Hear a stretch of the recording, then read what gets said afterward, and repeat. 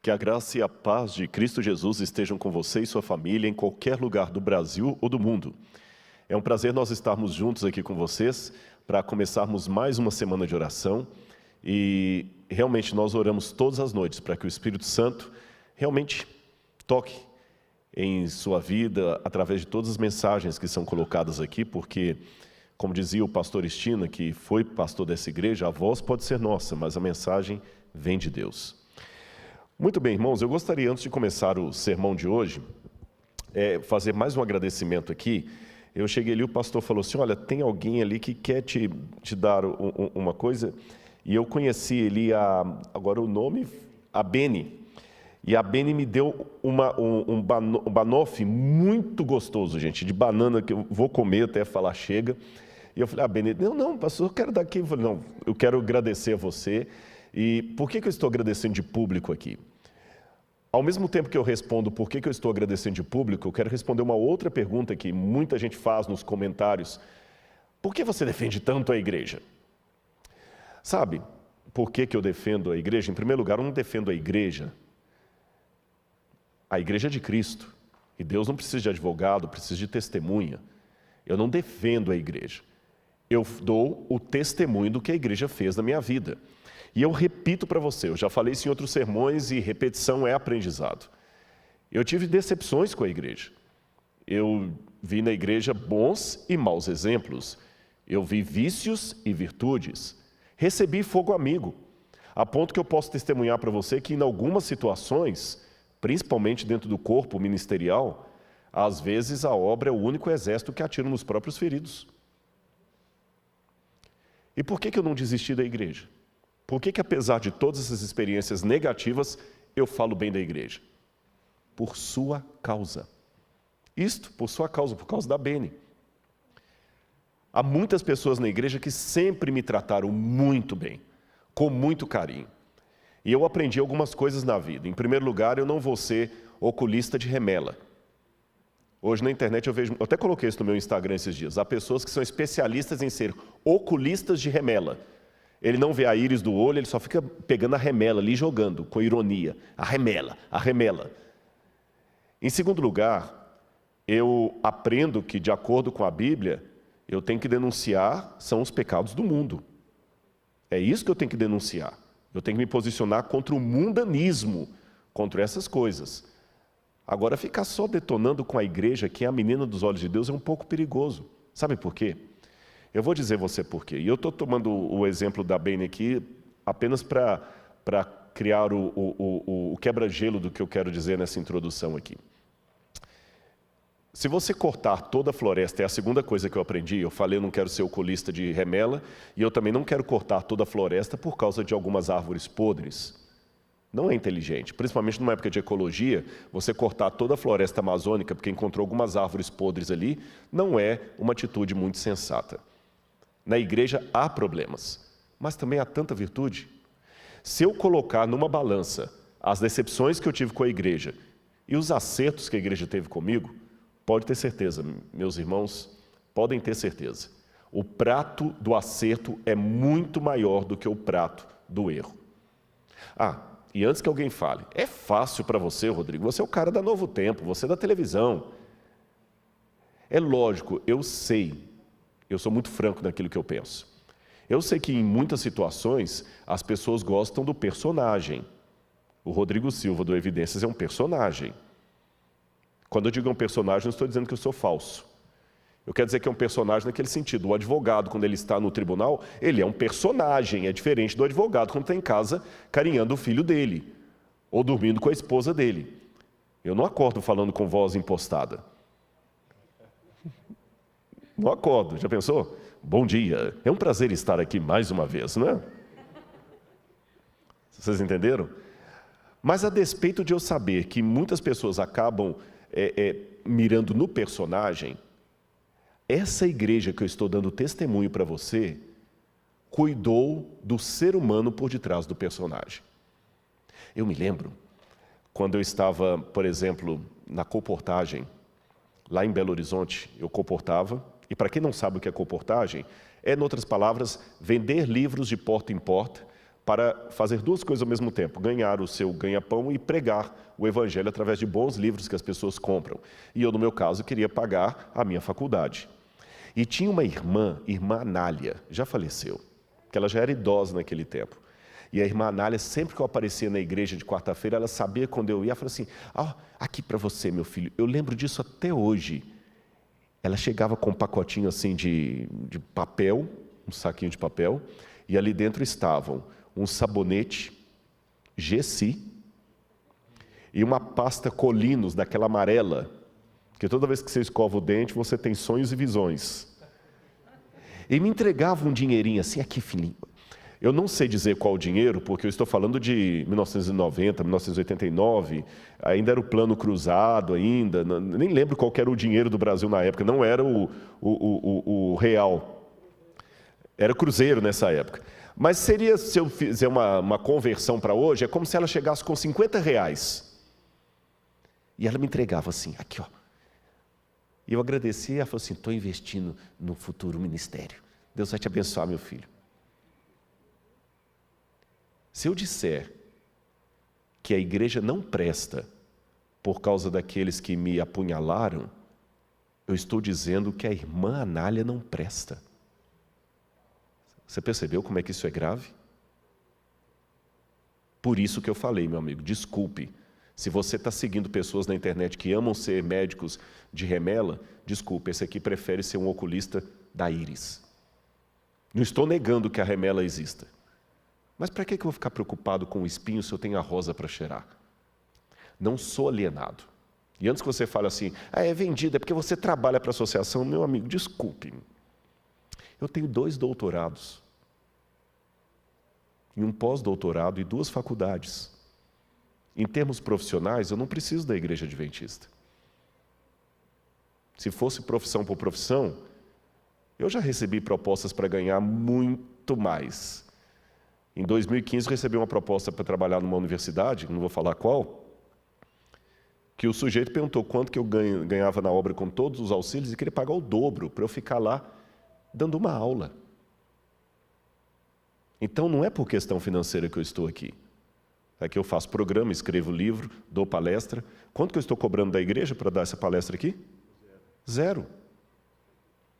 Bom, a igreja está tendo um gasto comigo, é claro. Eu estou ficando num hotel e estou comendo, porque eu também não posso pagar para trabalhar.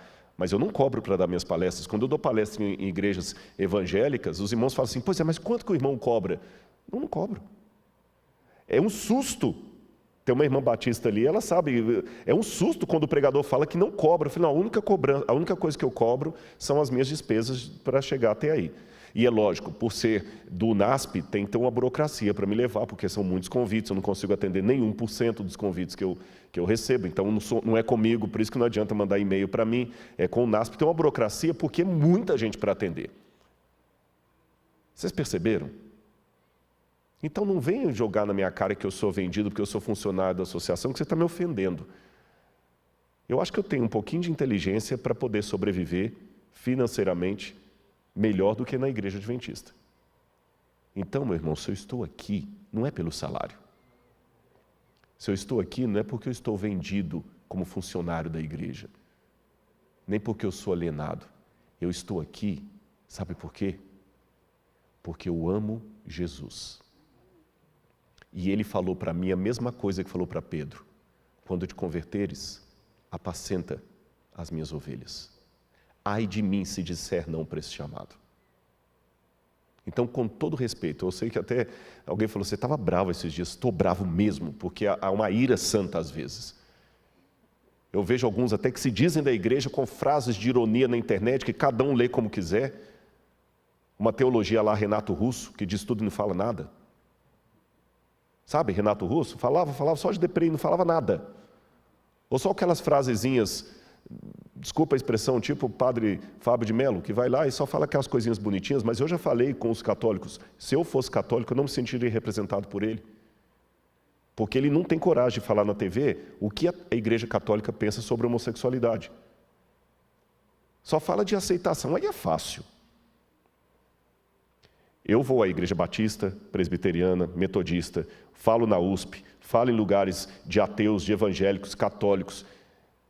Mas eles sabem que quem está indo ali é um adventista do sétimo dia e que tem ideias diferentes. Eu não escondo quem eu sou. Eu aprendi a discordar com classe, por isso que eles continuam me chamando. Mas eu não nego a minha identidade, nem tenho vergonha dela, falando apenas as verdades que agradam, para não receber dislikes nem lacração na internet. Então é um recado dado, sim. Estou dando recado, porque eu sei que tem muita gente assistindo e eu tenho uma obrigação com Deus de pregar a verdade. Então, meu amigo, eu sei que a igreja não salva, mas aquele que salva manda eu ficar na igreja. Esse preâmbulo aqui ele é necessário porque o tempo pede esse tipo de discurso. Há muitas pessoas hoje que estão achando que a igreja é um detalhe, uma coisinha besta. Não é. Quem fundou a igreja foi Jesus. Você está querendo saber que é mais do que ele? E mais um detalhe, já que você fala tanto na internet de aceitação, de evitar as fobias, por que você não aceita a igreja? Por que você não aceita a igreja? Você quer que agora a sociedade aceite o bandido, porque o bandido é apenas uma vítima da sociedade, a igreja tem que aceitar todo negro, pobre, homossexual, a sociedade tem que aceitar todo mundo, agora a aceitação está certo. E por que você rejeita a igreja? Por que você não fala bem da igreja? E sabe o que eu penso? Quando eu começo a arrotar que sou mais espiritual com os meus irmãos, por isso eu não estarei ali, aí eu estou praticando um racismo espiritual. Porque o que o racista social faz?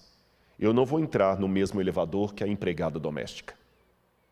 E se alguém filma, curioso, né? Se alguém filma um desses racistas sociais destratando um motoboy, todo mundo se posiciona. Que absurdo! Que absurdo! Ele tem que entender que o motoboy é uma pessoa como ele. E eu concordo, tanto é que eu coloquei uma observação dessa no YouTube.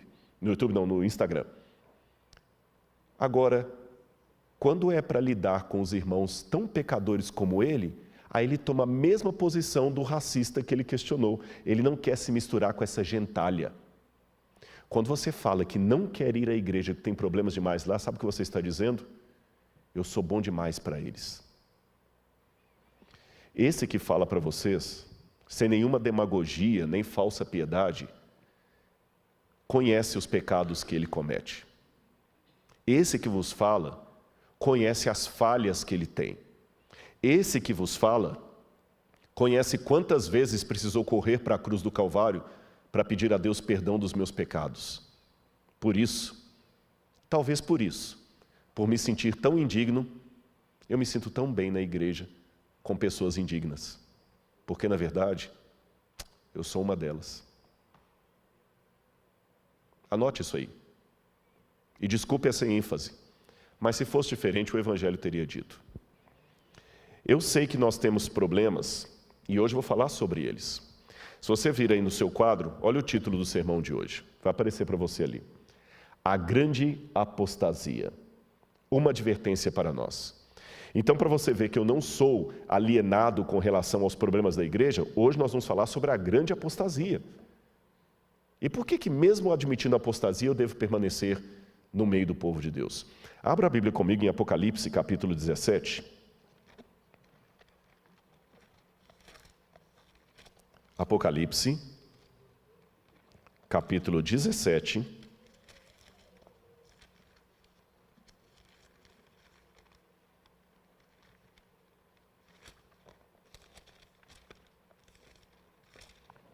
Versículos 1 em diante. Se você estiver com sua Bíblia, acompanhe aí a leitura. Um dos 7 anjos, que tinha 7 taças, as 7 taças dos flagelos de Deus, veio e falou comigo dizendo: venha e lhe mostrarei o julgamento da grande prostituta, que está assentada sobre muitas águas. Os reis da terra se prostituíram com ela, e os que habitam na terra se embriagaram com o vinho da sua prostituição. O anjo transportou-me em espírito a um deserto. E eu vi uma mulher montada numa besta escarlate, besta repleta de nomes de blasfêmia, com 7 cabeças e 10 chifres. A mulher estava vestida de púrpura e de escarlate, enfeitada com ouro, pedras preciosas e pérolas, e tendo na mão um cálice de ouro transbordante das abominações, das imundícias da sua prostituição. Na sua testa estava escrito um nome, um mistério: Babilônia, a grande, mãe das prostitutas e das abominações da terra. Então vi a mulher embriagada com o sangue dos santos e com o sangue das testemunhas de Jesus, e quando a vi, admirei-me com grande espanto. O anjo, porém, me disse: por que você ficou admirado, João? Vou lhe explicar o mistério da mulher e da besta que tem 7 cabeças e 10 chifres, e que leva a mulher. A besta que você viu era, não é, e está para emergir do abismo e caminha para a destruição. E aqueles que habitam sobre a terra, cujos nomes não foram escritos no livro da vida desde a fundação do mundo, se admirarão vendo a besta que era e não é, mas tornará a aparecer. Eu quero ler também aqui o que diz sobre o verso 9. Quero terminar com o verso 9. Aqui está a mente que tem sabedoria. As 7 cabeças são 7 montes nos quais a mulher está assentada. São também 7 reis, dos quais 5 caíram, um existe e o outro ainda não chegou, e quando chegar, tem de durar pouco tempo. Muito bem, meus irmãos, eu vou explicar isso aqui para vocês, mas antes eu quero fazer uma propaganda aqui. Eu deixei de anunciar isso durante o tempo que eu estava aqui, mas hoje eu estive na Novo Tempo, e o pessoal está animado com esse projeto, eu acho que de público eu já posso anunciá-lo. Eu não vou poder esgotar todo o assunto do Apocalipse 17 hoje aqui. O tempo é curto, não dá para fazer isso, mas a próxima série do Evidências é a primeira vez que eu estou dando essa notícia numa igreja de público, pela primeira vez. Pode olhar que no meu Instagram eu coloquei fotos das gravações, mas eu não disse do que seria. O Evidências, a próxima temporada será sobre o livro do Apocalipse. Deus tem impressionado muito o meu coração a falar sobre o Apocalipse. E alguém até colocou: você está desejando demais a volta de Jesus, né? Você está falando demais isso? Estou mesmo. E eu resolvi gravar uma série de Evidências sobre o Apocalipse. E olha, está bem exaustivo. Só para você ter uma noção, eu acho que vou ficar falando do Apocalipse mais do que qualquer outro tema. Nós já gravamos 23 programas. O Apocalipse tem 22 capítulos. Nós já gravamos 23 programas e eu acho que vou gravar mais uns 8 na semana que vem. Quando eu sair daqui, eu saio daqui no sábado, domingo eu dou aula o dia inteiro, na pós-graduação. Segunda e terça eu gravo aulas da educação à distância. Terça-feira à tarde eu começo a gravar o Evidências até o final da semana ali. E nós vamos gravar o resto do livro. E eu espero que você assista essa nova série. Eu acho que ela vai ao ar lá pelo mês de outubro ou novembro na TV Novo Tempo. Aguarde as informações. E nós vamos falar muitas coisas em detalhes do Apocalipse, coisas que eu não falei aqui, e eu vou esmiuçar esse assunto muito mais do que eu estou passando aqui, tá bom? Então hoje será apenas uma degustação. Porém, espero que uma degustação o suficiente para que você entenda a mensagem de Deus através de Apocalipse 17, a falar sobre a grande apostasia. Em primeiro lugar, essa palavra apostasia talvez não seja de domínio público. O que significa apostasia? Paulo falou no livro, na carta aos Tessalonicenses, que a volta de Jesus não se daria sem que primeiro viesse a grande apostasia, megalapostasia em grego, a grande apostasia. A palavra apostasia já é uma palavra grega que significa separação, afastamento. Eu não sei quantos se lembram que na primeira pregação que eu fiz sobre o Apocalipse aqui, ao explicar o nome Apocalipse, eu falei que Apocalipse vem de apó, uma preposição grega que significa para longe de. Então, apostasia, apostasium, significa aquele que se afasta, que rompe um pacto, que rompe uma aliança, que rompe um acordo de cavalheiros. É isso que significa apostasia. E Paulo falou que haveria de acontecer uma grande apostasia no meio do povo de Deus. Se é grande, é de proporções realmente gigantescas. E tem que ser no meio do povo de Deus. A cena que João vê aqui, eu vou mostrar para vocês, é de uma mulher montada numa besta escarlata, repleta de nomes de blasfêmias, e eu vou apenas me deter nessa figura. Lá no Evidências eu farei um paralelo maior entre a mulher do capítulo 12 e do capítulo 17. Aqui eu não vou poder fazer isso, mas eu vou mostrar apenas isso. É curioso que quando João viu essa cena no deserto, João se admirou com grande espanto. E aqui eu tomo licença de novo para poder acentuar a emoção de João.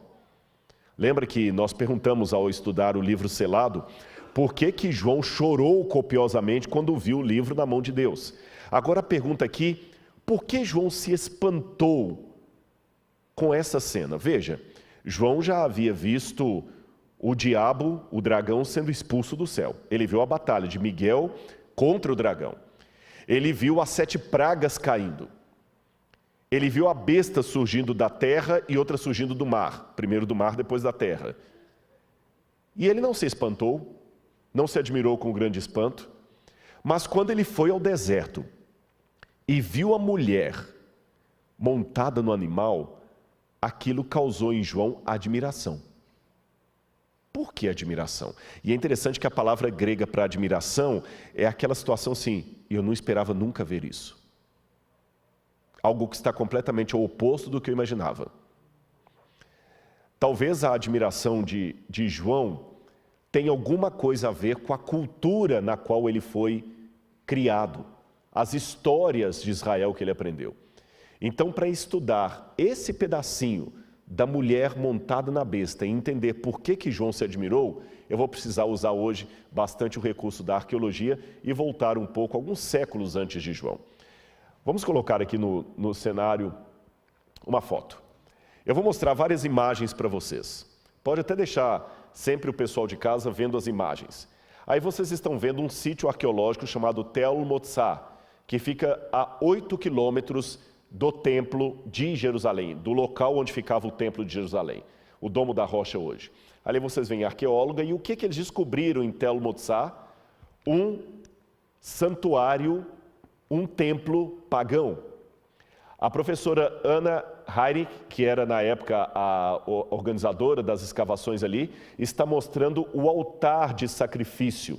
Lembra quando eu mostrei no santuário de Deus e o Apocalipse a importância do santuário? Vocês veem um santuário agora pagão a 8 quilômetros do santuário de Jerusalém em Tel Motsar. Esse achado arqueológico aconteceu porque Israel estava fazendo essa estrada que vocês estão vendo e a estrada estava passando em cima do sítio arqueológico, a planta da estrada. E em Israel, quando você encontra algo arqueológico milenar, eles chamam os arqueólogos. No Brasil também, às vezes a gente é convidado para fazer arqueologia de contrato. Quando descobre alguma coisa indígena no lugar, tem que ter a assinatura de um arqueólogo para poder validar se aquele lugar pode ser construído ou não. Em Israel, eles convidam os arqueólogos para fazerem arqueologia de resgate. O que é isso? Você fotografa e tira do lugar a maior quantidade de elementos que você pode, porque eles vão depois meter concreto ali em cima e construir alguma coisa. Só que o achado ali era tão importante de Tel Motsar, um templo pagão, que eles resolveram fazer o seguinte: eles construíram uma ponte, um viaduto por cima do sítio arqueológico, preservando o sítio arqueológico. As primeiras fotos que eu mostrei foi antes da construção do viaduto, e essas são as mais recentes. Esse ano a escavação de Tel Motsar foi interrompida por causa do Covid.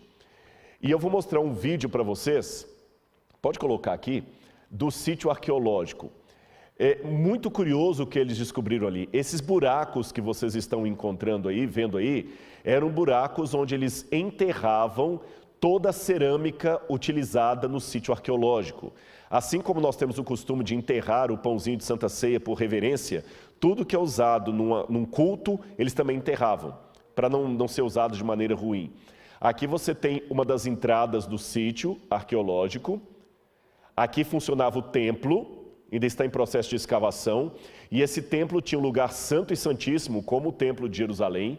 Ele tinha um altar de sacrifício. Ali você tinha um altar de incenso, lá dentro também, que você está vendo. Aquela parte quadrada ali é um altar também. Vários animais eram sacrificados aqui aos deuses pagãos. Muitos cultos pagãos eram realizados aqui por judeus, porque ficava na Judéia, e esse templo funcionou durante aproximadamente 600 anos. Perdão, corrigindo, 300 anos.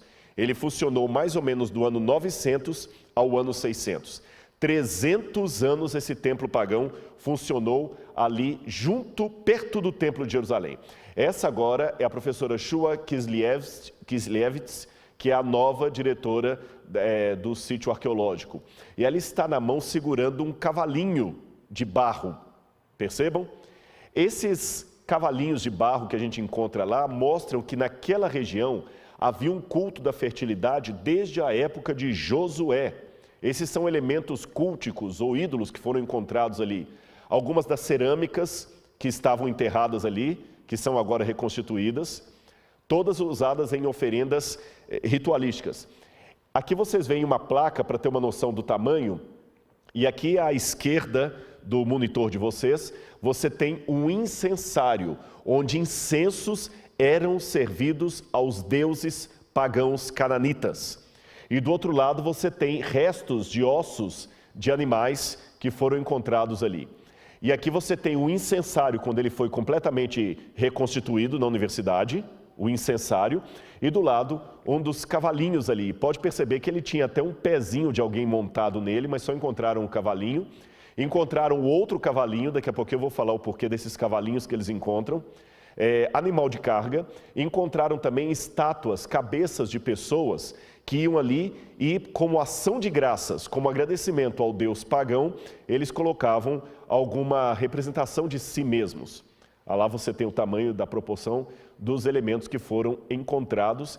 E aqui uma foto de um drone, antes de construírem um viaduto do sítio arqueológico. Aquele buraco que vocês têm ali é justamente a entrada do sítio arqueológico, e mais à direita aqui você teria o pátio. Aqui você tem uma ideia. O que nos chama a atenção, olhando a planta desse sítio arqueológico, é que o templo pagão tem dimensões e estruturas muito parecidas com o tabernáculo que Deus mandou Moisés construir. É muito parecido. Tem lugar santo, lugar santíssimo, átrio, altar de holocausto, altar de incenso, o pátio onde as pessoas ficavam, a cerca que separava os ofertantes dos sacerdotes. E antes da gente continuar, volta para mim aqui. Olha que a primeira coisa que me chamou a atenção, quando esse sítio arqueológico foi descoberto, ele levantou muitas perguntas para nós, muitas perguntas. Uma das perguntas que se levanta é a seguinte: veja bem, ele estava a 8 quilômetros do templo de Jerusalém. Ele não estava distante do templo de Jerusalém. Como é que um templo pagão funcionava ali nas barbas do templo de Jerusalém? Essa é uma pergunta arqueológica. Outra pergunta. A Bíblia fala que houve no norte a reforma de Jeú, e no sul, na Judéia, você teve as reformas de Ezequias e de Josias. E segundo a Bíblia, nós vamos depois dar uma passada nessas reformas, esses reis piedosos resolveram reformar a religião, tirando os ídolos, tirando tudo que estava contaminando ali e trazendo de volta a espiritualidade, o jejum, o sábado, a Páscoa. Mas a pergunta é, eu tenho aqui um problema hermenêutico, porque mostra que, a despeito da reforma religiosa de Josias e de Ezequias, o templo pagão continuou funcionando. Perceberam? A outra curiosidade que nós temos é que esse templo pagão ele foi abandonado. Quando Nabucodonosor esteve em Jerusalém em 587 a.C. e destruiu o templo e a cidade de Jerusalém, por alguma razão que eu não sei qual, esse templo foi preservado. Nabucodonosor não destruiu o templo de Tel Motsar.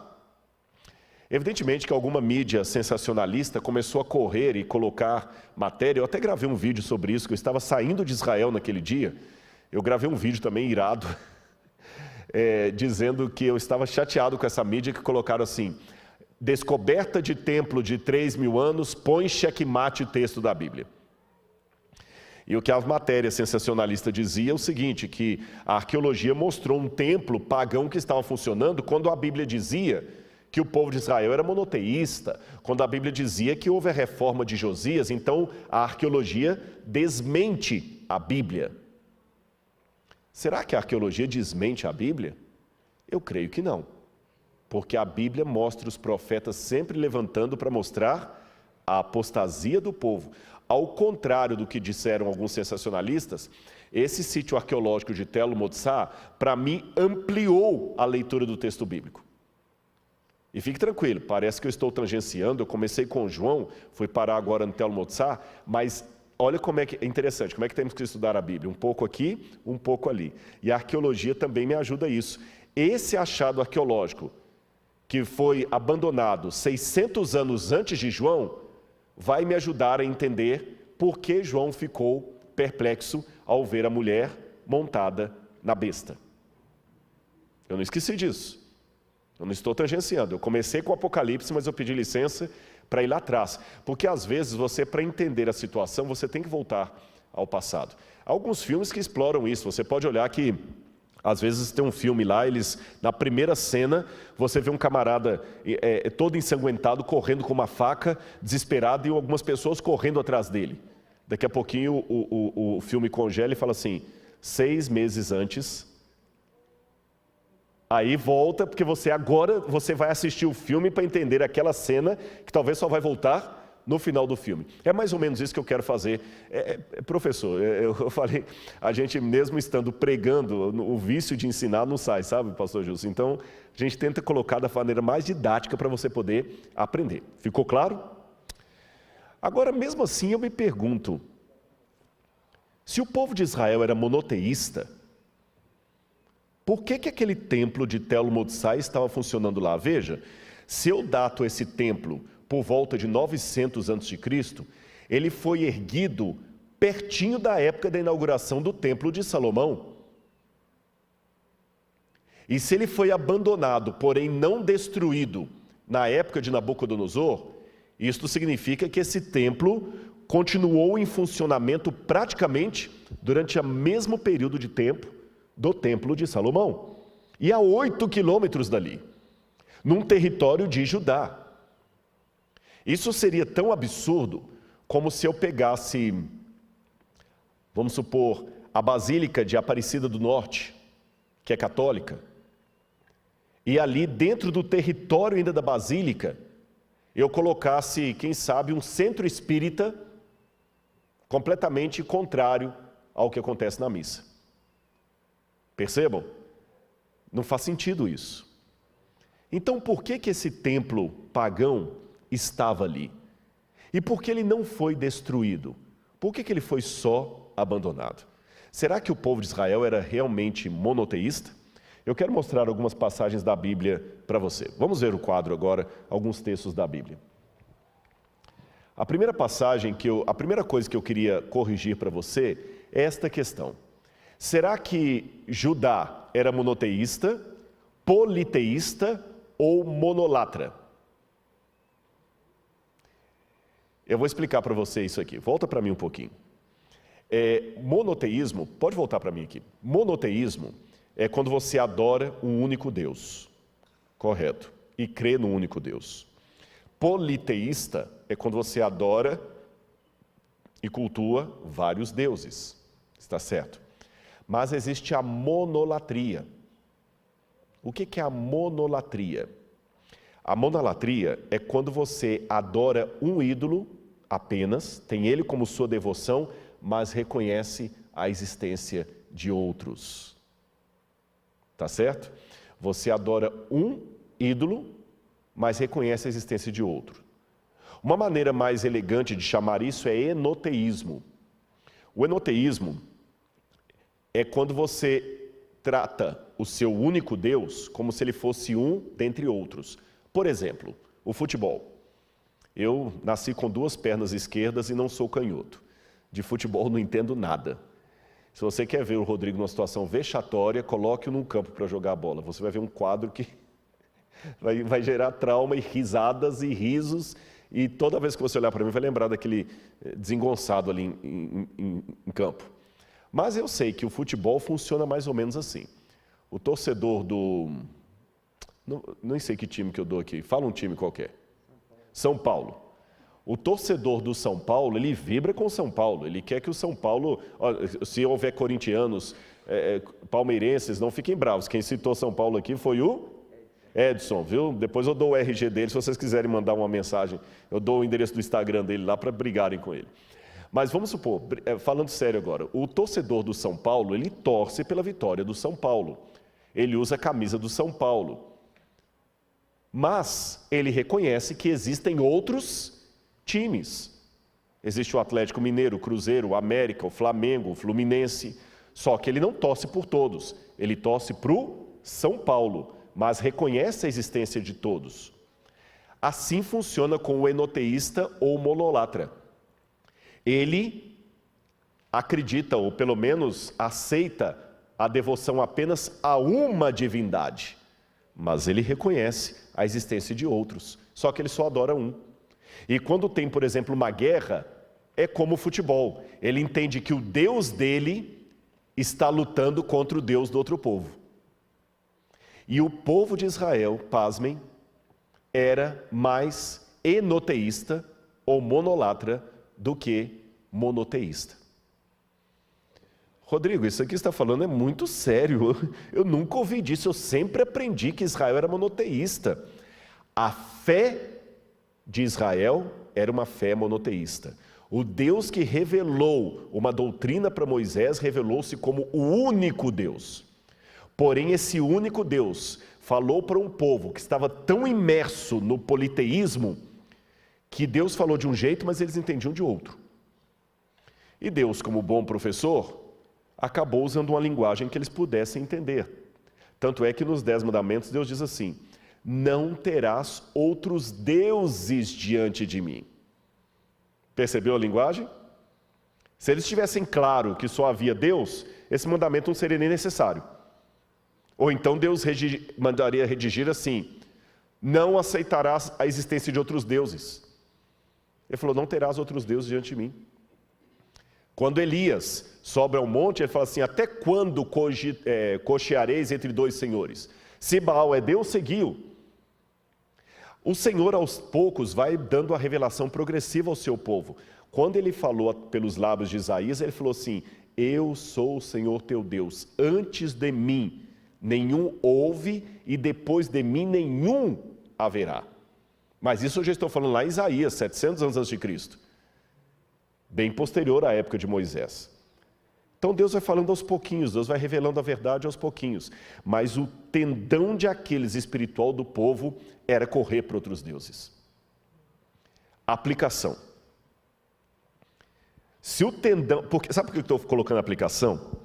Porque é muito fácil reconhecer os pecados de Israel. Difícil é reconhecer os pecados do Israel moderno. Eu pergunto a você, Deus abriu o Mar Vermelho, correto? Fez o maná cair. Apareceu no Monte Sinai de tal forma que o monte fumegava. E por que eles correram imediatamente para o bezerro de ouro, poucos dias depois de terem sido libertos? A primeira coisa que eu aprendo com isso é que milagres não são garantia de manter a fé. Se fosse uma garantia, um milagre, ninguém se apostataria. Mas ainda insisto, por que eles correram tão rápido para o bezerro de ouro? Porque esse era o tendão de Aquiles deles. Enquanto Deus estava atendendo, enquanto Deus estava aparentando servi-los aos seus caprichos, lembra quando eles pediram cordonizes? Reclamaram porque queriam a carne do Egito?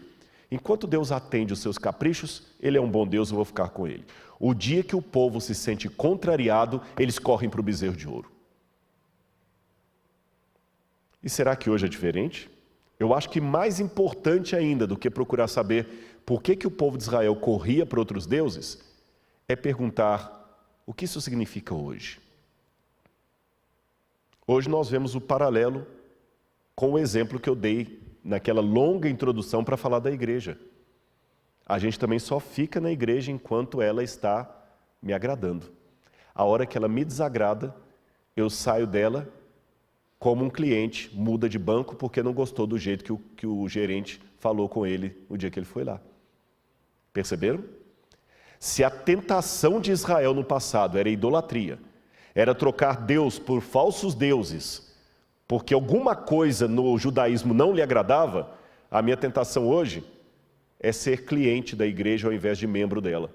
E cliente sempre tem razão, e quando ele está insatisfeito, ele pega o dinheiro dele e vai para outro lugar. Dízimo não é algo que ele devolve, são cotas que ele paga, mensalidades, e quem paga está certo. Se eu estou pagando, eu estou no meu direito. Se eu comprei a passagem aérea, eles têm que levantar o voo e me levar, senão eu vou levar na justiça.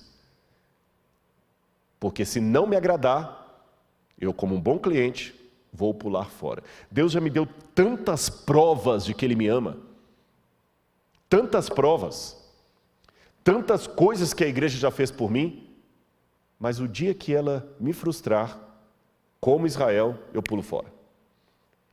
E antes que você venha com aquele argumento que eu já ouvi muitas vezes aí, não, Rodrigo, está errado, nós não estamos saindo de Deus, nós estamos largando a igreja, não é largar Deus. Desculpe a risada irônica. Quando você fala assim, não estou largando Deus, estou largando a igreja. É como se eu falasse com o pastor Gilson, como é que é o nome da sua filha? Fala o nome de uma das suas filhas. Jéssica, vou pegar a Jéssica. É como se eu falasse com o pastor Gilson assim, pastor Gilson, eu não tenho nada contra você, eu detesto a sua filha. Por mais cristão que ele seja, eu duvido que eu estaria fazendo esse sermão aqui. Não estou deixando a minha amizade com o pastor Gilson, não suporto é a filha dele. Por mais profissional que ele seja, dói. Não existe esse negócio de você gosta de mim, mas odeia os que eu amo. Meu amigo, desculpe-me, quem fundou a igreja não fui eu. E não existe biblicamente esse negócio que a igreja sou eu, a igreja é coletivo. Eu tenho um sermão que eu falo sobre isso. Falar que a igreja sou eu é tão estúpido quanto diz, desculpa a palavra estúpido, mas gramaticalmente é estúpido, porque eclesia no grego é coletivo, vem do kahal no hebraico, é coletivo. Dizer a igreja sou eu é tão estranho como falar assim, a colmeia é a abelha. Colmeia não é abelha, colmeia é coletivo de abelha. É por isso que eu falo que não pode dizer isso. Igreja é todo mundo junto. Percebeu? E se você pula fora com tanta facilidade, está igual a Israel. E não pense que na época eles tinham menos argumentos que você tem hoje. Israel pulava fora, mas achava que estava dentro da espiritualidade. Eles não sentiam que estavam errados de ter uma estatuazinha de Baal em casa. Eles não sentiam, para eles estava tudo numa boa. E uma coisa que eu aprendi com um amigo meu que é pastor, e falou assim, olha, sempre faça aplicação, porque senão as pessoas não entendem, e eu vou levar isso a sério. Eu não posso estudar a história sem mostrar para você o que essa história tem a ver hoje, que aplicação eu posso fazer. Então, se eu só der uma história sobre a apostasia de Israel e ficar nisso, você está apenas assistindo um Discovery Channel na igreja do NASP, um History Channel. Eu não estou aqui para fazer History Channel, eu estou aqui para fazer uma pregação. Com conteúdo, é claro, mas uma pregação. Antes eles saíam e iam procurar Baal. Hoje você sai e procura cristianismo alternativo. Porque é melhor para você. É mais conveniente. E se você fala assim, não, para mim é mais conveniente assim. Você está igual a Israel. Israel também era mais conveniente. É que hoje para você é mais conveniente não ir à igreja. Ficar numa igreja virtual. E para eles era mais conveniente adorar Baal, ponto. Se eu não posso dizer que você está errado, você não pode falar que eles estavam errados. Se você estivesse em Israel naquele tempo, talvez você também estaria arrumando argumentos para Baal. Volta, por favor, o quadro. Vamos falar um pouquinho eu falei com vocês das reformas de Ezequias e Josias. E você pode ler depois na Bíblia com mais calma, em 2 Reis, capítulo 18 ao capítulo 20, depois o capítulo 23, 2 Crônicas 29 a 32, fala dessas reformas, Isaías 36 a 39 também. Mas eu quero ler duas passagens com vocês. Uma antes da reforma, que está no livro de Deuteronômio, capítulo 12, versículos 13 e 14. Deuteronômio, capítulo 12, versículos 13 e 14.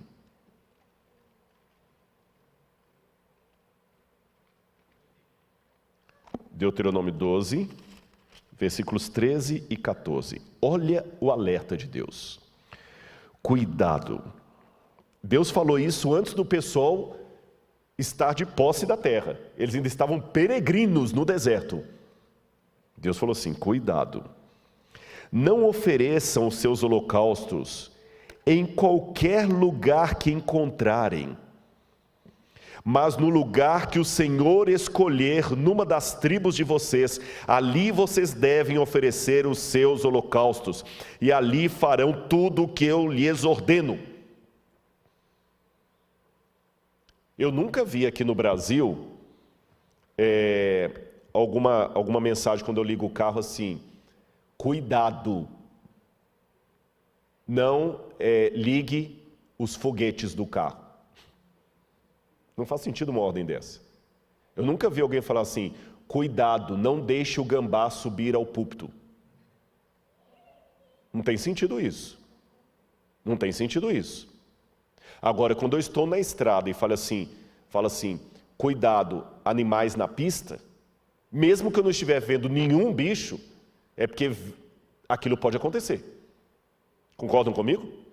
Ou seja, as regras que começam com cuidado é porque aquilo pode acontecer. Você fala assim, cuidado com tiroteio, é porque ali acontece tiroteio. Então, se Deus falou assim, cuidado, e olha o que diz aqui a Bíblia: não ofereçam seus holocaustos em qualquer lugar que encontrarem, mas no lugar que o Senhor escolher. Então, quando você está insistindo em oferecer o seu holocausto onde lhe convém, você está errado. Por mais que seja agradável, não, mas agora é uma nova situação, uma nova proposta, é descolado, temos que ser relevantes. Cuidado. O Israel achava que era muito conveniente fazer aquilo. Amanhã eu vou falar um pouquinho com você sobre o tempo de angústia, e eu já vou dar um spoiler de uma das coisas que eu vou falar. Uma das grandes tentações que nós estamos vivendo hoje, especialmente na liturgia, é trocar a ética pela estética. Eu vou dar um spoiler de amanhã. Eu acho que você não vai deixar de assistir por causa disso, não. Se você olhar na Bíblia, Caim e Abel, seja muito honesto comigo, eu não vou poder ouvir sua voz que você está respondendo de maneira virtual. Mas se você olhar Caim e Abel, qual que era o altar mais bonito? Qual que era o altar mais bonito, na sua opinião? Lembra a história de Caim e Abel? Qual que era o altar mais bonito? Com todo respeito, minha irmã, meu irmão, se você falou que é o de Caim, o de Abel, que é o mais bonito, eu vou falar que você é mentiroso. Vou falar que você é mentiroso. Eu amo animais.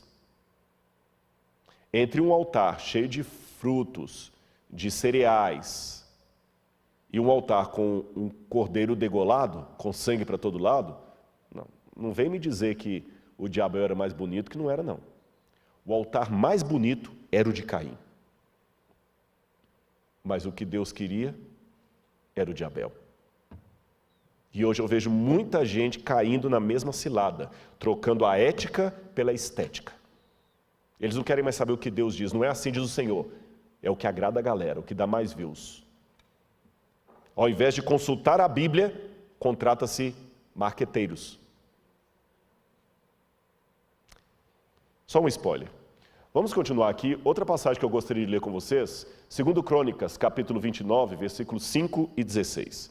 2 Crônicas, capítulo 29, versículos 5 e 16. Olha o que diz aqui a Bíblia. Verso 5. E lhes disse, escutem, está falando do reinado de Ezequias, escutem, levitas, santifiquem agora a si mesmos e santifiquem a casa de Deus, Deus de seus pais. Tirem do santuário tudo o que é impuro. E vamos para o verso 16. Os sacerdotes entraram na casa do Senhor para purificar e tiraram para fora, ao pátio da casa do Senhor, todas as coisas impuras que encontraram no templo do Senhor. E os levitas pegaram essas coisas e as levaram para fora, ao vale do Cedron. Então, se a Bíblia fala que fizeram isso, é porque tinha coisa impura na casa de Deus na época de Ezequias. Isso talvez me ajude a entender por que tinha aquele santuário a 8 quilômetros dali. Agora eu quero ler mais uma passagem para você que vai aparecer na tela aí. Olha o que diz 1 Reis 22, 42 a 44. E era Josafá, que foi rei de Judá, da idade de 35 anos, quando começou a reinar. 25 anos reinou em Jerusalém, e era o nome de sua mãe Azuba, filha de Sili. E andou em todos os caminhos de seu pai Asa, não se desviou deles, fazendo o que era reto aos olhos do Senhor. Todavia, os altos não se tiraram, ainda o povo sacrificava e queimava incenso nos altos. O que nós encontramos em Telo Motzá? Um desses lugares altos. E incenso. Está desmentindo ou confirmando a Bíblia? Confirmando. E vamos lá. Eu quero mostrar para vocês uma das reformas religiosas, como é que era difícil isso. Eu vou mostrar da reforma de Jeú. Olha essa imagem que está aparecendo agora na sua tela. Esse é o sítio arqueológico de Tel Lahish. A igreja adventista escava aí. Inclusive o Michael Hazel, que foi autor da lição da Escola Sabatina de 1 ou 2 trimestres atrás, foi um dos chefes aí. Eu escavei um dia nesse sítio arqueológico. E um ex-professor meu, que já veio ao NASP, é o diretor lá também, o professor Garfinkel. Vocês estão vendo ali a entrada da cidade de Lachish. E eu vou mostrar para vocês um dos exemplos das reformas religiosas. Na entrada você tem esse banco onde sentavam-se juízes para julgar o povo. Lembra no caso de Ruth, que Ruth foi até a porta para resolver o caso ali, e eles tiraram as sandálias. Era na porta que havia isso. Mas num dos cômodos que estavam para cá, descobriram um altar. E o que chamou a atenção dos arqueólogos é que esse altar estava enterrado de ponta cabeça. Eles escavaram e encontraram o altar quebrado de ponta cabeça. Estão vendo o mostrando ali? As pontas do altar estavam quebradas. Você sabe a diferença quando uma coisa foi quebrada por ação do tempo ou quando alguém destruiu. Você vê um celular com a lente quebrada, trincada, falou assim, ó, caiu no chão. Espatifada, a namorada descobriu a senha do WhatsApp e deu BO. Você sabe a diferença.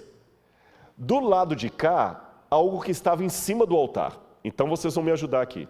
O altar estava de ponta cabeça, quebrado, e em cima dele estava aquele objeto com um buraco no meio. O que será aquele objeto estranho? Um mictório. Um mictório. Agora eu vou convidar você a ler comigo o livro de 2 Reis, capítulo 10, verso 27. Você viu o achado arqueológico, não é? Você viu um altar na porta da cidade e em cima desse altar um mictório. Quando eu vou para o livro de 2 Reis, capítulo 10, versículo 27...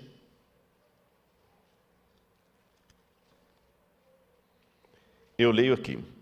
Está falando da reforma de Jeú contra os adoradores de Baal. Também destruíram a coluna de Baal e derrubaram o templo de Baal, transformando-o numa latrina até os dias de hoje. O que vocês viram lá? Uma latrina em cima do altar. Exatamente como a Bíblia fala. Então havia uma tendência de alguns reis, como Jeú no caso aqui, de provocar uma reforma religiosa, mas não adiantava, pessoal. O povo voltava para a idolatria. Era mais ou menos como o Brasil ou qualquer outro lugar do mundo, quando tem uma crise, por exemplo, a pandemia agora, todo mundo está lavando a mão, usando álcool em gel e tudo, mas eu tenho certeza, assim que essa pandemia acabar, inshallah, acabe, como dizem em árabe, inshallah, que se Deus quiser que acabe, que descobrirem a vacina, todo mundo vai parar de usar álcool em gel, essa preocupação toda já não haverá mais. Que a gente fica assustado, depois volta para o velho vício. Quero mostrar para vocês mais uma coisa aqui. O livro de 2 Reis, capítulo 18, verso 4, diz que ele tirou os altos e quebrou as estátuas, deitou abaixo os bosques. Isso foi a reforma de Ezequias. Quando fala que ele tirou os altos, ali está a palavra Rabamot. Quando fala que ele quebrou as estátuas,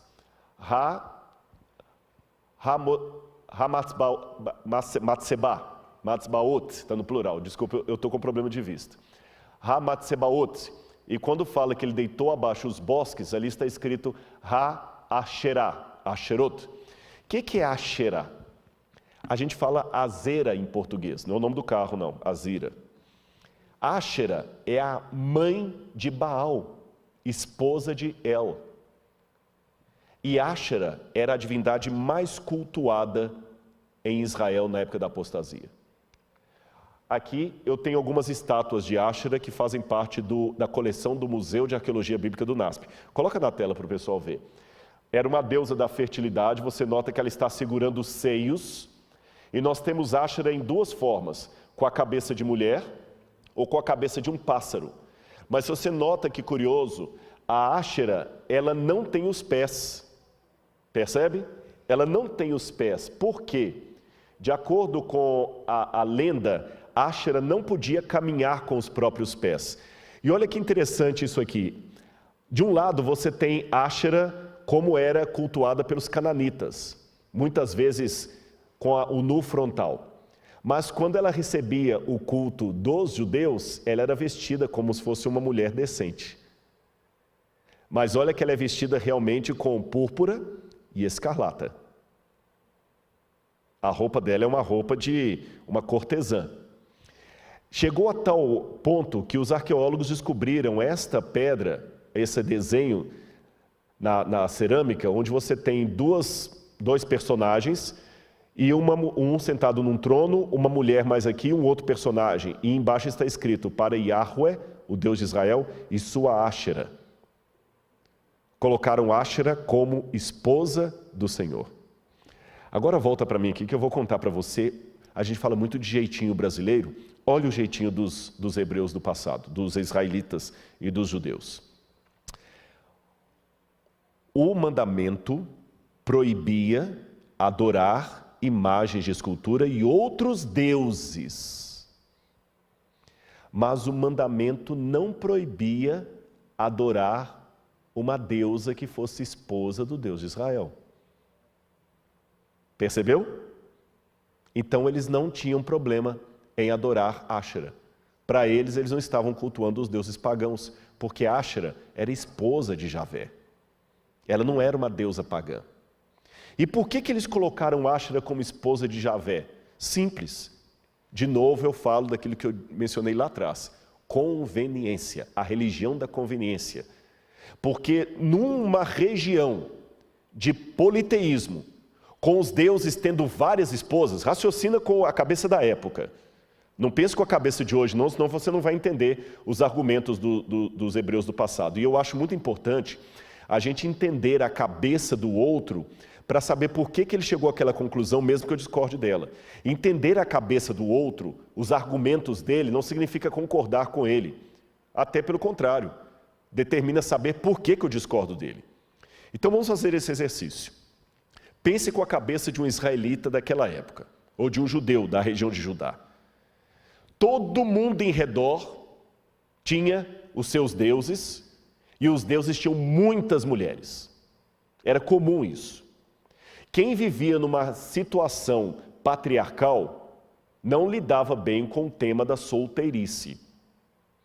Era muito importante que um homem se casasse e tivesse muitos filhos. E até a poligamia era aceita, porque quanto mais filhos um homem tivesse, melhor. Lembra que Eucana tinha Ana como esposa e Penina.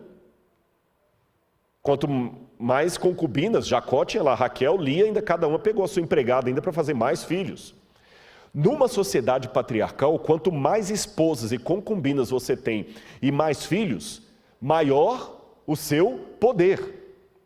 Em outras palavras, numa sociedade patriarcal, e aqui eu vou me dirigir aos publicitários, eu respeito muitos publicitários, eu devo muita coisa a eles, viu? Não, é verdade, eu fico sempre correndo para eles me ajudarem, mas desde, como eu falei, em primeiro lugar, a palavra de Deus. Mas imagine você, publicitário, tendo que fazer uma campanha de Javé naquela época. Quem que ia comprar a ideia de um Deus solteirão? Ninguém queria. Se a virtude de um homem era ter mulheres e filhos, como é que você vai apresentar um Deus, pai, numa sociedade patriarcal, um Deus dos patriarcas que não tinha mulher? Não era de bom tom. Era melhor casar esse Deus logo. Vai ficar até mais fácil os povos pagãos recebê-lo. E como é que eram feitas as alianças políticas para evitar guerra? Foi o que fez Salomão. O filho do rei da Fenícia casa com a filha do rei da Pérsia. E assim fazem alianças. Então, nada melhor do que fazer uma família celestial. El, o deus cananita, o deus de Ugarit, já tem um nome parecido com El em hebraico, Deus. Então, se El é esposo de Áshera, vamos tornar Javé esposo de Áshera. Sejam sinceros comigo. Esquecendo que eles estavam errados. Não faz sentido? Pensem com a cabeça de um publicitário. Você não torna Deus mais palatável? E com outro detalhe. Esse negócio de adorar um Deus que você não vê é como chupar bala com a casca, com o plástico. Você tem que sentir o gosto deles, tem que olhar.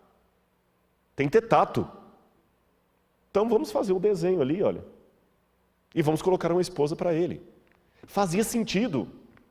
Mas eu aprendi que nem tudo que faz sentido é correto. E vou mais além. Lembra que eu mostrei que o templo de Tel Motsar tinha uma estrutura muito parecida com o templo de Jerusalém? Aqui, irmãos, vem a minha outra descoberta que serve de análise e alerta para hoje. Eu descobri que apostasia não significa desvio das coisas de Deus. Significa seguir as coisas de Deus ao meu modo. Porque até fazer esses estudos, eu entendi apostasia assim. Eu estou aqui na igreja adventista, aí eu abandono a igreja adventista agora e vou me tornar aí, sei lá, membro de uma seita ou de igreja, vou me tornar ateu. Isso é apostasia. Se eu largar a igreja adventista hoje e me tornar ateu, é um tipo de apostasia. Só que eu percebi que a Bíblia não chama tanto a atenção para esse tipo de apostasia, em que eu largo a igreja e me torno um ateu. A Bíblia chama atenção para um tipo de apostasia que vai sem ter ido. Porque ele não sai do povo. Ele está no meio do povo.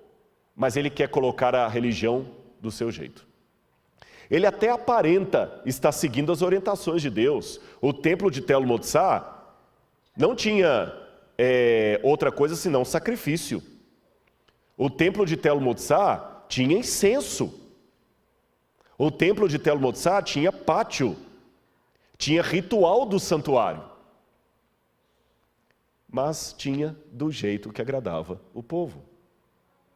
É igual o templo de Laodiceia. Laodiceia tem dois significados. O julgamento do povo ou o povo que julga. Eu quero mostrar mais uma coisa para vocês. Lembra que eu falei que Áshera é mostrada sempre sem os pés? O que me chama a atenção é que Áshera é a única divindade feminina do mundo de Ugarit, que era uma região vizinha de Israel, que ela precisava de uma besta de carga para se locomover, porque ela não tinha pés para andar. Estão vendo essa estátua aí? É do Museu de Arqueologia do UNASP. Você pode visitar essa estátua lá, original. Vocês estão notando a Áshera montada na besta de carga? E deixe-me chamar a sua atenção para uma coisa aqui. Besta, a gente às vezes tem a ideia de chamar besta alguém que é idiota. Deixa de ser besta. Mas originalmente besta significa um animal de montaria. Seja ele domesticado ou selvagem.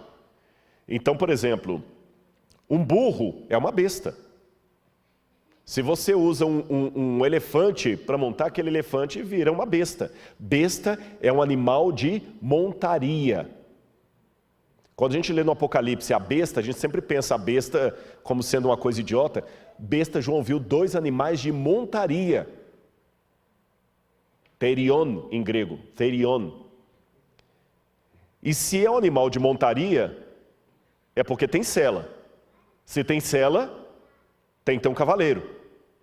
E quem João vê agora montado na besta? A mulher. Que até então era símbolo de quê? Do povo de Deus. Volta a imagem para o pessoal em casa ver. A Áshera era muitas vezes descrita como uma prostituta montada numa besta. E tem um hino ugarítico, que eu vou mostrar a tradução dele quando vocês assistirem o programa Evidências. Eu traduzi, não falo ugarítico, eu traduzi de uma tradução, que mostra o hino de Áshera chegando até o templo de seu marido El. E sabe como é que é esse hino? Eu vou mostrar para você. Ele diz assim: grande é Áshera que chega ao templo de El que está no céu. Ela chega com sua roupa brilhante. Todos os deuses e todos os reis estão reunidos, esperando que Áshera entre. Quem estiver com fome, que coma. Quem estiver com sede, que beba. E todos bebem do vinho da taça que Áshera lhes dá. E ela seduz a todos os presentes com sua beleza. Não parece justamente com o que nós lemos no início desse sermão sobre Apocalipse 17? João vê uma prostituta montada numa besta, repleta de nomes de blasfêmias, e o que ela faz? Ela pega o vinho da sedução dela e dá para todos os presentes. Para você que está me ouvindo nessa noite, isso pode soar como uma novidade, porque você não fez arqueologia, você não estudou no Oriente Médio. Mas para quem estudou, quem ouviu o Apocalipse a primeira vez, ou o próprio João, isto não era novidade, fazia parte da cultura dele. Em outras palavras, assim que João viu aquela mulher, automaticamente ele se lembrou de quem? De Áshera. E quando ele se lembrou de Áshera, das histórias do passado, ele entendeu a mensagem. A igreja, infelizmente, se une com o poder romano. E é por isso, eu não vou dar detalhes nesse sermão, falei que vocês esperem evidências. É por isso que o dragão agora se ira com o restante da descendência da mulher, o que sobrou dela. O que sobrou dela, aqueles que guardam os mandamentos de Deus e têm a fé em Jesus. O que João entendeu com aquela mensagem? Áshera vai voltar. Haverá uma apostasia no tempo do fim, como houve nos mesmos moldes da apostasia do povo de Israel do passado. João, a história há de se repetir. Por isso que Deus, partindo do conhecido para o desconhecido, mostrou a João algo que seria familiar a qualquer judeu. Ele viu uma cena que lembrava o culto de Áshera, e ele lembrou da apostasia do passado. Lembra que eu falei do templo de Tel Motsar? Eu tenho quase certeza. Por que eu digo quase certeza? Porque as escavações não estão concluídas ainda. Mas pelo pouco que já encontraram ali, aqueles animais de montaria que foram encontrados, eu já trabalho com a hipótese que Áshera era uma das divindades adoradas ali em Tel Motsar, a 8 quilômetros do templo de Jerusalém, nas barbas do templo de Jerusalém. Agora eu quero mostrar mais uma passagem para você. Primeiro umas imagens. Olha essa imagem aqui. Isto são objetos que são encontrados em túmulos judaicos anteriores à destruição da Babilônia. Olha quantos ídolos em túmulos judaicos, incensos para ídolos. Inclusive, eles encontraram esse altar em Beersheba, era um altar pagão. E olha o que está no livro de 2 Reis, capítulo 23, versos 8 e 9.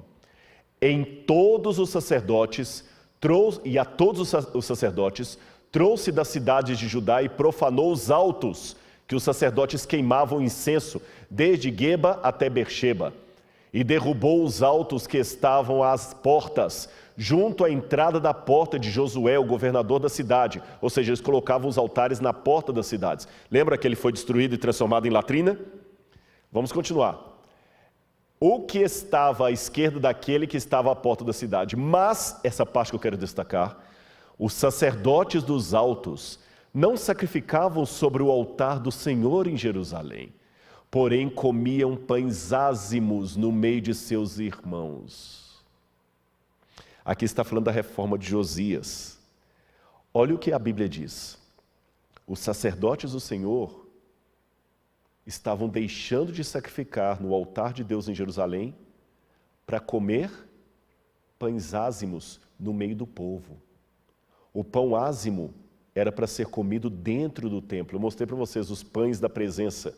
No Shabat, a cada sábado, o sacerdote comia os pães ázimos do templo, mas eles estavam deixando de comer os pães ázimos do templo para comer no meio do povo. Onde? Em Tel Motzá. Curioso, pastor Gilson, eles não comiam pão com fermento. Era pão ázimo. Perceberam? Seria mais ou menos como, desculpem falar assim, mas é verdade, como muitos talvez que estão me assistindo, que já apostataram da igreja, talvez bebem, não vão mais à igreja, não leem mais a Bíblia, estão fora da igreja por completo. Mas coloca uma carne de porco na frente, não come nem a pau. Eu já vi situação, às vezes, um camarada completamente fora da igreja, totalmente fora da igreja, com tudo que você pode imaginar. Até droga estava usando. E eu comecei a evangelizar a namorada dele. E um dia teve um PQP entre os dois lá, por quê? Porque ele foi a um churrasco com ela e ela pegou a carne que tinha partido, carne de porco, e foi trazer para ele não aceitou. Eu vou comer no meio do povo pagão lá, mas eu vou levar o pão ázimo. Percebeu o que eu falei?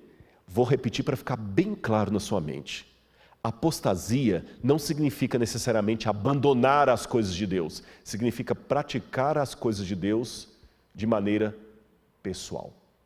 E hoje nós vivemos uma época do pessoal. Todo mundo quer o VIP, Very Important Person. Até o algoritmo do YouTube, ele já sabe o que você gosta, então ele já adivinha, já vai mostrando coisas para você ali que você gosta. E você quer uma religião customizada. A apostasia não significa abandonar as coisas de Deus, significa customizar as coisas de Deus. Não estou com isso querendo dizer que nós não devamos adaptar a mensagem. Eu adapto a mensagem. Eu não faço evidência de paletó e gravata. Eu adapto a mensagem. Mas eu tenho que tomar cuidado que... eu gosto muito de cachorro, já falei isso aqui. Uma coisa é o cachorro bater o rabo, outra coisa é o rabo bater o cachorro. Adaptar a mensagem de tal maneira, porque os sacerdotes achavam que estavam adaptando a mensagem. Deus falou que o pão ázimo era para ser comido pelo sacerdote lá no templo no Shabat. E o que ele fazia? Não, mas é melhor a gente fazer alguns pães ázimos extras e eu vou comer no meio do povo lá, porque a gente tem que ir ao povo, tem que agradar o povo. Aí é isso que eu ouço muita gente na internet. Deus não condena, não fala que Deus condena. A gente tem que agradar o povo, não pode espantar. Realmente, não podemos espantar, temos que pregar o amor. Mas repito, cachorrinho abanar o rabo é muito bonitinho. Rabo abanar cachorro, não. Você querer adaptar tanto a coisa a ponto que descaracteriza, é o que estava acontecendo. E aquele altar que eu mostrei para vocês, vou mostrar a foto quando ele foi encontrado. O que chamou a atenção dos arqueólogos, coloca aí na tela por gentileza. Quando o altar de Beersheba foi encontrado, na época da reforma de Josias, ele não foi destruído, ele foi desmontado e enterrado. Qual a ideia? Quando passar o fiscal do rei, a gente desenterra e monta de novo. Você está entendendo agora por que os profetas falaram tanto contra a apostasia? Aqui está o altar de Beersheba. Olha aí na tela para você ver o altar de Beersheba, hoje remontado, mas dessa vez no Museu de Israel, não mais para culto. Por isso que Deus falou em Joel 2, verso 13, rasgai o vosso coração e não as vossas vestes. Eu quero ler para vocês uma última passagem aqui, Jeremias capítulo 11, versículos 11 a 13. Olha como é que o livro de Jeremias, para mim, ficou bem mais claro depois disso aqui. Jeremias 11, 11 a 13. Portanto, assim diz o Senhor, eis que trarei uma calamidade sobre eles, da qual não poderão escapar. Clamarão a mim, porém não os ouvirei. Então as cidades de Judá, os moradores de Jerusalém, irão aos deuses a quem eles queimavam incenso. Lembra o incensário que nós encontramos? E eles clamarão, porém esses de modo algum os livrarão da hora da calamidade, porque os seus deuses, ó Judá, são tantos quantos as suas cidades, e os seus altares que vocês levantaram para si, a coisa vergonhosa, isto é, para queimar incenso a Baal, são tantos quanto o número das ruas de Jerusalém. Agora vamos ao 44, 2 e 6. 44, 2 e 6. Assim diz o Senhor dos Exércitos, o Deus de Israel: vocês viram todo o mal que fiz cair sobre Jerusalém e sobre todas as cidades de Judá.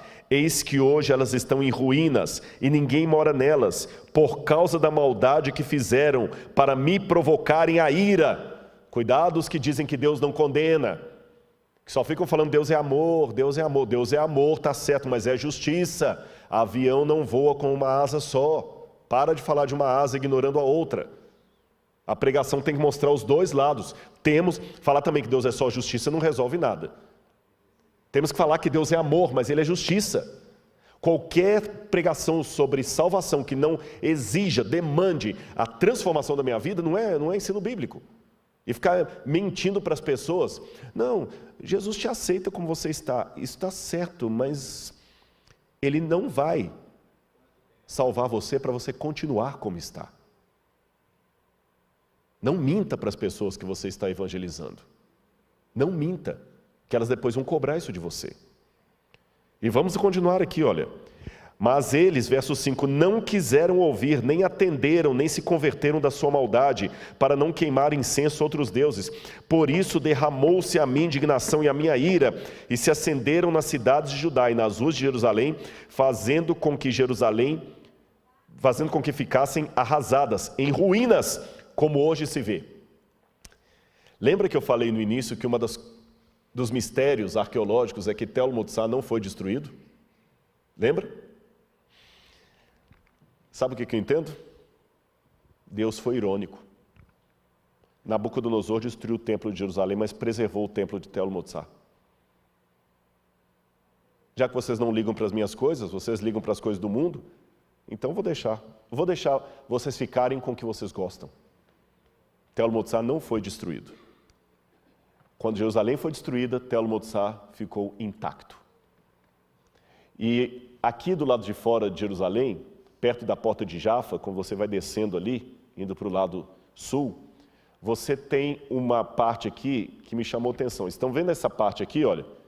Isso, está vendo mais escuro? São cinzas da destruição de Jerusalém por Nabucodonosor. E eu quero mostrar uma coisa para você em casa. Olha esse objeto de metal, ouro e bronze. Olha como é que ele ficou todo retorcido. Para retorcer o ouro e o bronze, você imagina a alta temperatura do fogo de Nabucodonosor sobre Jerusalém. Agora eu quero contar para você um segredo. A arqueologia a gente escava assim, por camadas. Porque tem uma cidade aqui, ela é destruída, eles constroem outra por cima, outra por cima. Então a gente sabe pelas camadas a que período pertenceu os que viviam nessa camada. O que é mais antigo está mais embaixo, o que é mais recente está acima. Sabe onde é que nós encontramos aquelas estatuetas de deuses, de ídolos, de Áshera, de Baal? Nas camadas anteriores ao cativeiro da Babilônia. Depois do cativeiro da Babilônia, nós não achamos mais nenhuma cabecinha de Áshera. Em outras palavras, quem se queima com leite quente, assopra até iogurte. Deus teve que dar uma lição para aquele povo. Agora vamos aprender com a história do passado. Porque você sabe, já diz o ditado, aqueles que negligenciam o estudo da história tendem a repeti-la. Aqueles que negligenciam as lições do passado tendem a repetir os erros do passado. Então vamos aprender com essa lição. João ficou realmente admirado com um grande espanto, porque ele viu uma mulher montada na besta e é como se ele falasse, eu pensei que Áshera era coisa do passado, vai voltar, Senhor, vai, João. Num outro formato. Vai começar com uma união com Roma. Depois vai virar a Babilônia. Senhor, mas quando Nabucodonosor veio, a Babilônia veio destruir o povo pelos seus pecados. Pois é, eu vou ter que deixar a Babilônia voltar, só que Babilônia agora vai vir na forma de Roma. E irmãos, ontem eu falei sobre a perseguição que vai se abater à igreja. Será que aqui também não estaria uma outra razão por que Deus vai permitir a perseguição? Será que não é por isso que Ele vai permitir que nós percamos os nossos templos, como Jerusalém perdeu o templo de Jerusalém? Será que por isso Deus vai permitir que nós percamos talvez o conforto? Porque pode escrever, esse colégio aqui vai deixar de ser nosso. Esse púlpito vai deixar de ser. E é nesse momento que nós vamos ver quem é quem. Mas eu termino esse sermão com uma nota de otimismo. Sabe por quê? João, no final do Apocalipse, Deus mostra para ele as bodas do Cordeiro e fala que a noiva a si mesma se ataviou e que haverá um remanescente que será salvo. E assim como eu começo esse sermão, eu posso terminá-lo. Sabe por que eu não desisti da igreja? Sabe qual que é o meu maior argumento para ficar na igreja? É você. Isto. Você está me assistindo. Eu vou falar para vocês um segredo homilético. Que eu já falei para alguns, e como algumas coisas, vocês notam, eu não uso papel para falar, pode até ser que eu já falei isso até durante a semana, e se falei, vou pedir licença para repetir, você não vai se cansar. Às vezes, para um teólogo, ouvir sermão é duro. Primeiro que a gente não está acostumado a ouvir sermão. Pastor Gilson, quantos sermões num ano você consegue ouvir, sentando mesmo, igual você está ouvindo aqui agora? Essa semana você ouviu até agora 6. 10, 15, num ano. Num ano. 365 dias, ele ouve 10, 15 sermões, desacostuma de ouvir. E tem um problema que não é a arrogância do pastor Gilson. O que eu estou pregando é novidade para vocês, mas ele fez teologia. Então sabe como é que funciona muitas vezes? É como um médico ouvindo palestra sobre Covid. Pode ser interessantíssimo para mim, mas para ele é primário. A menos que seja um outro infectologista trazendo uma novidade que ninguém conhece na medicina, num congresso com linguagem técnica. Mas não é disso que eu estou falando. Imagine agora trazer aqui uma pediatra para poder falar sobre cuidados com o bebê recém-nascido. E uma pediatra está aqui. Você acha que aquela pediatra vai ouvir a palestra da colega com a mesma satisfação de outras mães que não são pediatras? Claro que não, não é arrogância, porque não é novidade. Mas sabe onde é que a gente é alimentado? É quando você desce do púlpito e vem alguém e fala assim, obrigado, aquela sua mensagem me tocou tanto. É nessas horas que a gente é alimentado. É quando alguém se emociona num sermão que você está pregando e aceita um apelo. Eu já falei para alguns, nessa hora a gente troca de papel. Você se torna ovelha e o membro se torna pastor. E sem ninguém cantando no final, sem microfone na mão, numa fala de 30 segundos, prega talvez o sermão que você precisava ouvir. Porque às vezes você recebeu um fogo amigo um fogo amigo, que eu falo assim, Gilson, você não deve pregar não. Sabe aquele dia que o diabo está querendo te usar e ele usa igual usou Pedro? E o dia que você está mal, alguém fala assim, Gilson, eu estava na associação, ouvi 2 pastores falando mal de você, rapaz. Falando isso, isso, isso. E ele, por mais bem resolvido que seja, é um ser humano. Ou quem sabe ele pregou e um sermão dele na internet só recebeu lacração. E você não sabe, você só vê o pastor Gilson chegando aqui de gravata, bem arrumado.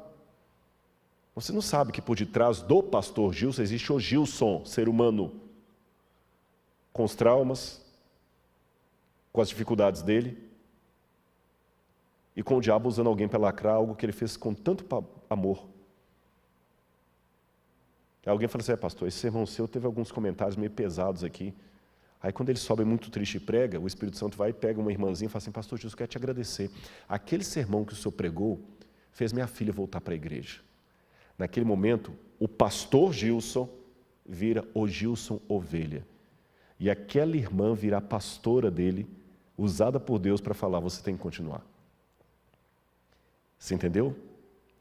O fato de você estar ainda aqui, me ouvindo, não ter desligado esse celular, Deus está me falando através de você, que eu não posso te ver. Continua, meu filho. Eu sei que tem alguém atrás dessa câmera que precisa da mensagem. Eu sei que Deus tem sinceros aqui.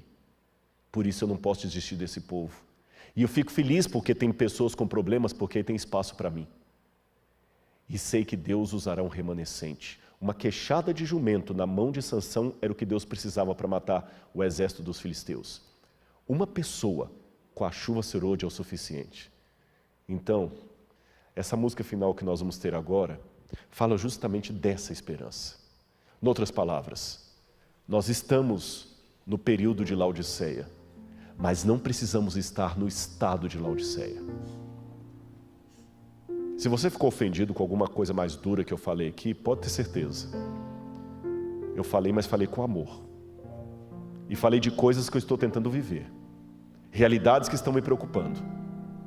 E ainda que você discorde de tudo que eu falei, pelo menos tente aceitar a sinceridade do que eu vou dizer agora. Eu amo Jesus.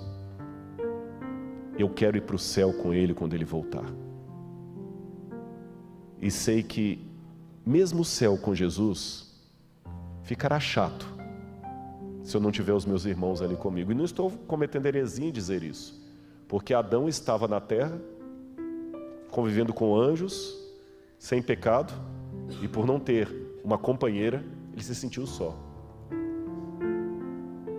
Então eu também não quero ir para o céu sozinho. Eu quero ir para o céu em igreja, com você. Podemos ir para o céu. Vamos parar de ser um bando de porcos espinhos numa noite de inverno. Vamos mostrar ao mundo que lá fora pode ter briga, lá fora pode ter panelinha, lá fora pode ter, mas aqui tem unidade na diversidade. Pessoas que querem ir para o céu. A apostasia, eu tomei uma decisão. Na minha vida será apenas um prognóstico profético, mas não um estado que eu queira estar nele. Que Deus me ajude, por sua graça, a estar entre o remanescente fiel e a você também.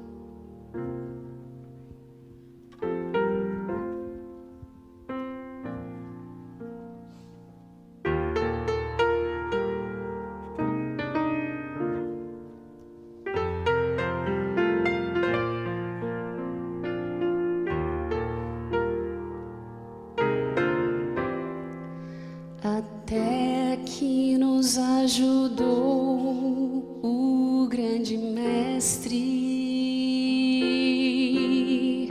fez crescer a seara e os ceifeiros,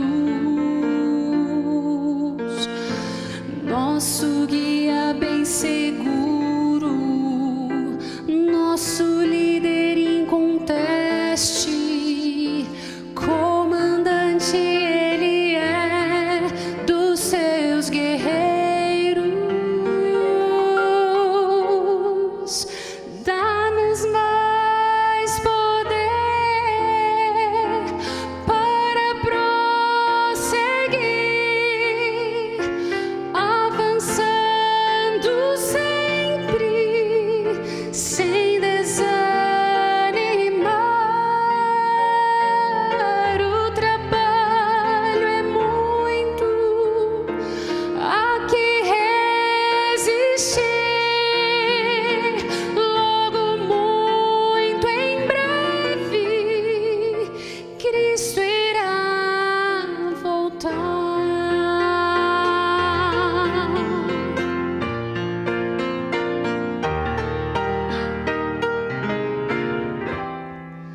Nós queremos conquistar ao inimigo, muitas outras posições daqui pra frente, espalhando o amor de Deus a toda hora e a qualquer preço, atraindo a Cristo corações e mentes. Dá-nos mais poder para prosseguir, avançando sempre, sem desanimar. O trabalho é muito, aqui resistir.